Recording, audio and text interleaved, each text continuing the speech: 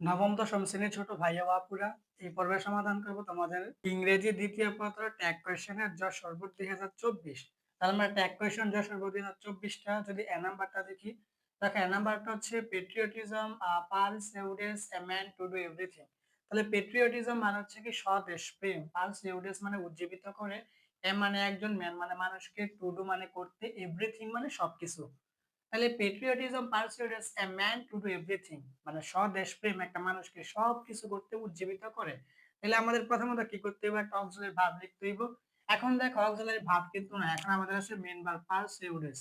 এখন আমাদের যদি অক্সিলারি ভার্ব না থাকে তাহলে আমাদের কি হয়, দেখো তো ডু হয় অথবা ডাজ হয় অথবা কি হয় ডিড হয়। এখন যদি প্রেজেন্ট টেন্স হয় তাইলে কি ডু অথবা ডাজ হয়, আর পাস্ট টেন্স হলে কিন্তু ডাইরেক্ট ডিড হয়। এখন আমরা মেইন ভার্ব দেখে বুঝবো এটা প্রেজেন্ট টেন্স না পাস্ট টেন্স। এখন আমাদের মেইন ভার্বটা কিন্তু ছিল পারসেউড, এতটুকু পর্যন্ত, এস কিন্তু না, এস বাদ দিয়া। এখন এই মেইন ভার্বের সাথে এস বা ইএস থাকলে এটা আমরা বুঝি অবশ্যই কি এটা প্রেজেন্ট টেন্স। কারণ পাস্ট টেন্সের ক্ষেত্রে কখনো মেইন ভার্বের সাথে এস বা ইএস থাকে না, ওই ক্ষেত্রে ইডি থাকে। আর যেহেতু মেইন ভার্বের সাথে এস বা ইএস আছে, এটা আমরা বুঝছি প্রেজেন্ট টেন্স, তাহলে অবশ্যই ডিড হইব না, ডু অথবা ডাজ হইব। এখন যদি মেইন ভার্বের সাথে এস বা ইএস থাকে তাহলে আমাদের সাধারণত ডাজ হয়। তাহলে আমাদের এখানে অক্সিলারি ভার্ব হইব ডাজ।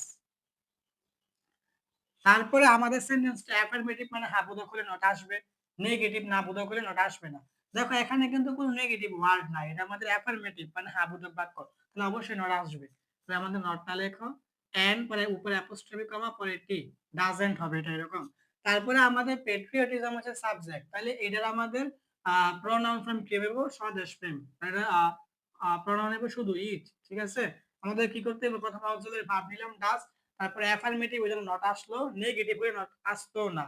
তারপর হচ্ছে আমাদের কি সাবজেক্টের প্রোনাউন, তাই আমাদের এ নাম্বারটা হবে ডাজন্ট ইট।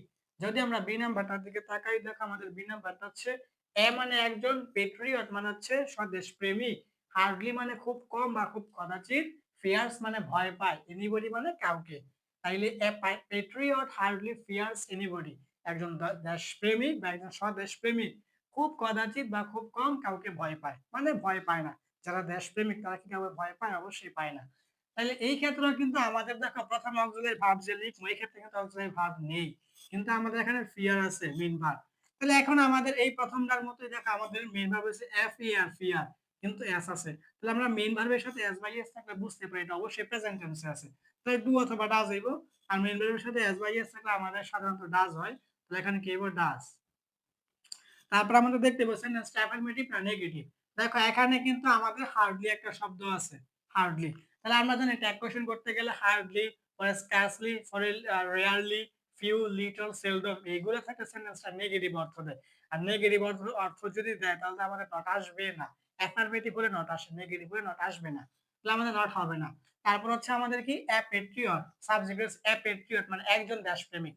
এখন একজন দেশপ্রেমিক একটা মেয়ে মানুষ মানে মহিলা দেশপ্রেমিক হতে পারে, বা ছেলে পুরুষ মানুষও তো দেশপ্রেমিক হতে পারে। এই জন্য তুমি এখানে বলবা যে হি অথবা সি, ঠিক আছে, হি অথবা সি।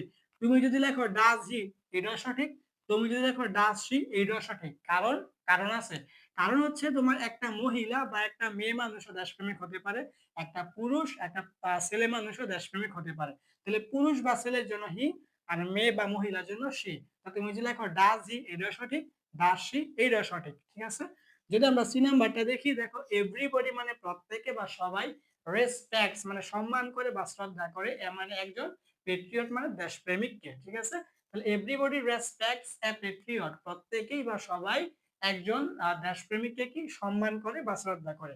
তাইলে এই ক্ষেত্রে আমাদের মজার ব্যাপার হচ্ছে এখানে কিন্তু আমাদের অক্সিলারি ভার্ব নাই। দেখো আমাদের মেইন ভার্ব হচ্ছে রেসপেক্টস। তাইলে এখন আমাদের রেসপেক্ট মানে সম্মান বা শ্রদ্ধা করা। তাহলে আমি কিন্তু আগেও বলছি, গত দুইটার ক্ষেত্রে বললাম, মেইন ভার্বের সাথে এস বাই এস থাকলে আমরা বুঝি রিপ্রেজেন্ট টেন্স। আমাদের কিন্তু রেসপেক্ট এটা হচ্ছে মেইন ভার্ব, এস আছে, তাহলে আমাদের বুঝতে হবে এটা কি আমাদের প্রেজেন্ট টেন্সে আছে। তাহলে প্রেজেন্ট টেন্স হলে ডু অথবা ডাস। তাইলে প্রেজেন্ট টেন্স হইলে আমাদের কি ডু অথবা ডাস। এখন আমাদের এই জায়গায় দেখো, আমি বলছিলাম মেইন ভার্বের সাথে এস বাই এস থাকলে ডাস হয়, কিন্তু এখানে ডাস না হয়ে ডু হইব, এটা কেন হইব আমি বলতাছি। তাহলে প্রথমত দেখো ডু লেখার পরে আমাদের এটা হচ্ছে কি অ্যাফার্মেটিভ সেন্টেন্স মানে হাবুদার, তাহলে অবশ্যই নট হইব। এই যে আমাদের হচ্ছে নট, ডোন্ট। তারপরে এভরিবডি, এক কোয়েশ্চেন করার ক্ষেত্রে বডি যুক্ত শব্দের তারপর সাবজেক্ট হচ্ছে আমাদের এভরিবডি।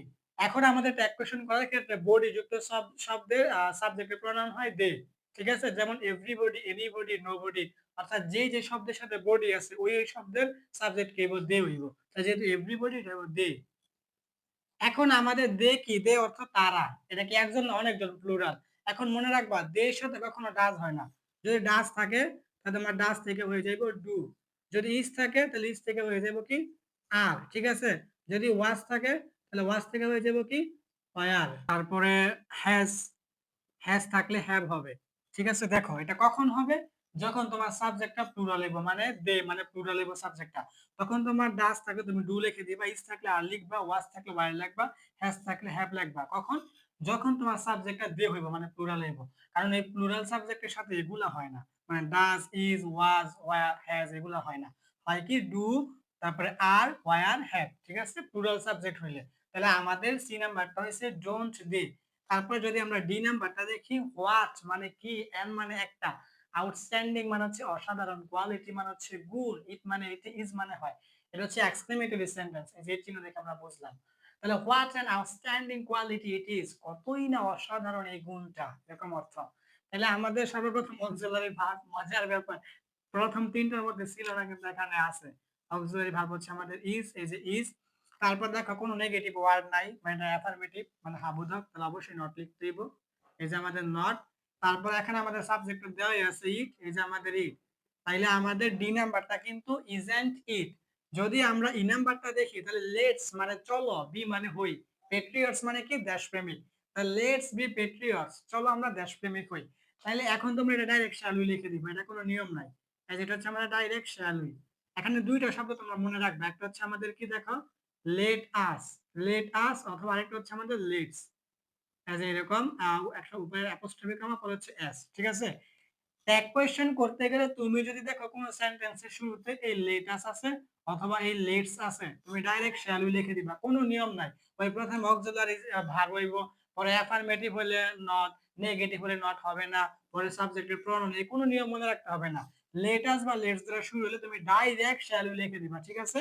তাহলে আমাদের এ নাম্বারটা হচ্ছে ডাজন্ট ইট, বি নাম্বারটা হচ্ছে ডাস হি অথবা ডাস শি, আর সি নাম্বার হচ্ছে ডোন্ট দে, আর ডি নাম্বার হচ্ছে ইজন্ট ইট, আর এই নাম্বারটা হচ্ছে আমাদের শ্যাল উই। ঠিক আছে? তাহলে এটাই ছিল তোমাদের নবম দশম শ্রেণীদের ইংরেজি দ্বিতীয় পত্র এক কোয়েশ্চনে যশোর বোর্ড 2024।